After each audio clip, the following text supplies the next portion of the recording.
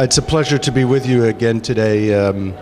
Today's hearing in the House Subcommittee, Foreign Affairs Subcommittee on the Middle East is a very important one for NCRI and for the MEK, because for the first time, really, members of Congress are recognizing the organization as a powerful, credible voice on behalf of the Iranian opposition. President Merriam Rajavi will be testifying before the committee about the role of Iran in creating unrest and extremism in the Middle East, ISIS in particular. And I think what this shows the American people, frankly, and it also shows that members of Congress and the representatives of the American people recognize that MEK and NCRI have a role to play in fostering an understanding of the nature of the Iranian regime and the danger that it presents to us all. So I'm very pleased, frankly, to see this testimony happen, and I think it signals a level of prominence and acceptance and support for the Iranian resistance movement. And of course that is the perfect setting for Mrs. Rajavi's testimony because she has fought this struggle against extremism, and she is the perfect example of somebody who can persist and can show people how to prevail. I think the gathering in June will provide a very important focus for continuing to shine a bright light on what is going on in Iran, and will help to solidify the position of people who want to make certain that no silly agreement is entered into with the Iranians that ultimately winds up to the detriment of the United States. I think there's a strong sympathy at this point with that position, and I think that the gathering in June will focus attention on it.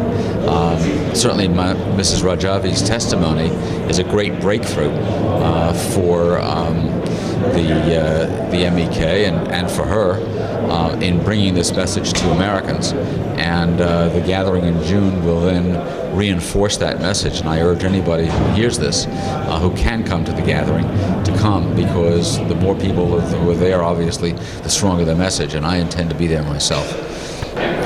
The congressional hearing today is significant because it marks the first time that the National Council of Resistance has been given a public podium on an official stage, such as the Congress.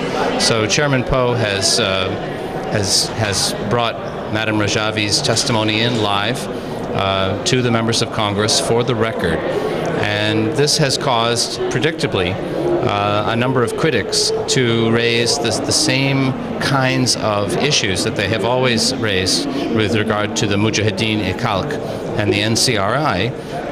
These are the issues that I have investigated at length and found many of them to be false or exaggerated or misleading.